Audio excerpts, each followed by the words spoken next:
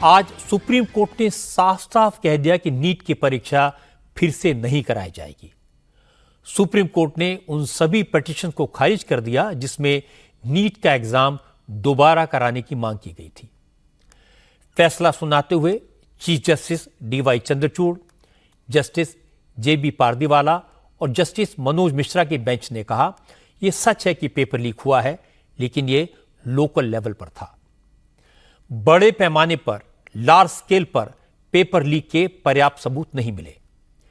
Chief justice ने कहा, फिलहाल ऐसे कोई एविडेंस नहीं है जिससे यह साबित हो कि परीक्षा की पवित्रता भंग हुई है, इसलिए री एग्जाम का आदेश नहीं दिया जा सकता।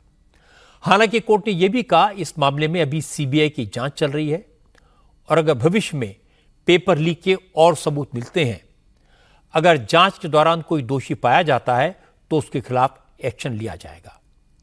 कोर्ट ने कहा, हमें इस बात का एहसास है, अगर फिर से एग्जाम कराया गया तो 20 लाख से ज्यादा स्टूडेंट्स को नुकसान हो जाएगा। सुप्रीम कोर्ट का फैसला आने के बाद शिक्षा मंत्री धर्मेंद्र प्रधान ने कहा, अब अगले 2 दिन में एनटीए नीट का डिटेल रिजल्ट जारी कर देगा। धर्मेंद्र प्रधान ने कहा, सरकार पहले से कह रही थी कि परीक्षा में लार्ज स्केल पर गड़बड़ी नहीं हुई, ये लोकलाइज थी।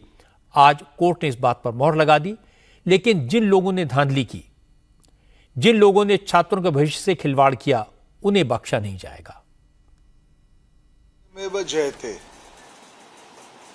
फाइनली ट्रूथ प्रिवेल्स, सच का विजय हुआ है। पिछले कई दिनों से, लगभग 2-2.5 महीने से सरकार की पक्ष जो रखा जा रहा था कि इसमें कोई लार्ज स्केल ब्रीच नहीं हुई है, आज माननीय सर्वोच्च न्यायालय ने उसको सही ठहराया है।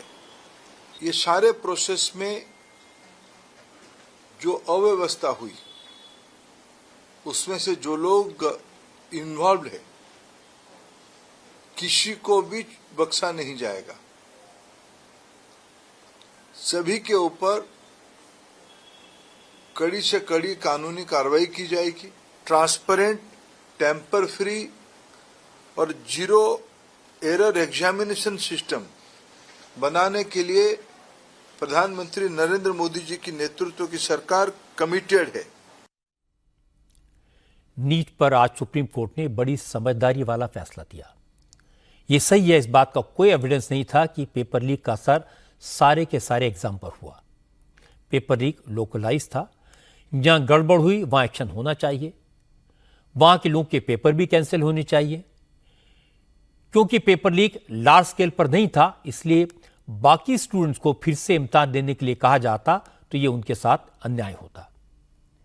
जिन लोगों ने मेरिट पर मार्क्स हासिल किए, उनका तो कोई कसूर नहीं है।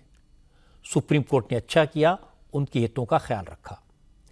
अब सीबीआई को उस बात की गहराई से जांच करनी चाहिए कि पेपर लीक से किस किस को फायदा हुआ, ताकि उन्हें सजा दिलवाई जा सके। और शिक्षा मंत्री की यह जिम्मेदारी है कि वो एनटीए को रिवैम्प करें, इस तरह से रिवैम्प करें कि भविष्य में पेपर लीक पर रोक लगाई जा सके।